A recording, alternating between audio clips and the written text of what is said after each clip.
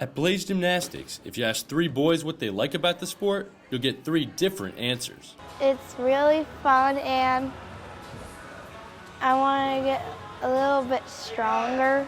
It gives me courage, strength. I'm very flexible. I get to learn new skills all the time. There's nothing new that I can't learn. But take a look outside of the North Syracuse Gymnastics Center, and you'll see the sport is struggling in Central New York. The numbers are definitely down in Central New York, especially with high school gymnastics pretty much getting rid of all the boys programs in Section 3 and stuff like that. It wasn't always this way. When I was a kid, you had to do it in school. You had to do it in middle school, elementary school, and high school. Gymnastics was always very, very popular. Jim Luttinger coached the Liverpool High School boys team, the last Central New York team to scrap its boys program when it did so in 2010. Now he's the head boys coach at Blaze Gymnastics. For Luttinger, getting back to old times means convincing Central New Yorkers that boys gymnastics is a challenging sport. The sport gets a bad rap. It's a really, really hard sport. Maybe even too hard.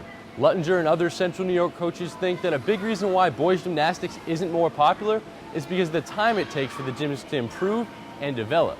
Walt Kerfis is the boys gymnastics coach at GC2 Gymnastics in East Syracuse. He says some of his boys get frustrated when they aren't seeing immediate results. I've lost boys over, they want to try to do the skill and they kept on trying and just weren't able to pick it up or just weren't capable of doing it, so they end up losing interest and then getting out of gymnastics. Male gymnasts aren't supposed to reach their full potential until their early 20s.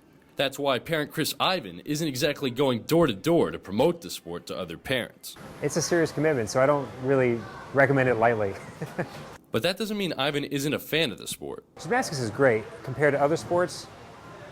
Think about wrestling. When you lose in wrestling, you get beat. When you do gymnastics and you do your best, you could have a win whether you lose or not. And that's why, despite the obstacles the sport faces, boys gymnasts can't help but be optimistic about what lies ahead. I think people are starting to see more interest in it, so I think it's on its way back up.